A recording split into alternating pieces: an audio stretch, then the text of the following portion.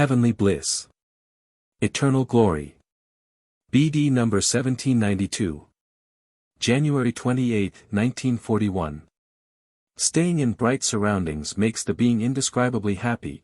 Everything of a depressing and burdensome nature has been removed, it is no longer subject to any aggravation by immature spiritual beings, no shadows or dark states exist which could frighten it.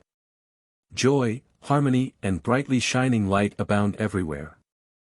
And heartfelt love and gratitude permeate the being which feels close to God, even if it has not yet entirely merged with God. Nevertheless, it may receive light and strength from Him, and thus it is already partaking in the eternal glory. It may accomplish a pleasing occupation, it may be active according to divine will by passing on to other beings what it receives itself. The beings constantly require the divine gift of strength for their higher development, and the beings of light are such stations of strength by constantly passing the strength from God on and thereby creating an inconceivable state of bliss for themselves. No human being on earth can either understand the light being's activity nor the process of redirecting the strength to the beings in need of strength and has therefore no idea about it. Consequently, the thought of an eternity in blissful happiness is a fantasy to him that he would like to dismiss, and thus he refuses to accept it as real. He measures everything with the yardstick that can be applied to earthly processes but does not bear in mind that other laws apply outside of earth, that processes take place which cannot be grasped in a worldly way. After all, earth is one of the most insignificant works of creation and thus its inhabitants cannot imagine anything else but what they find on earth, for people's imagination cannot go beyond this.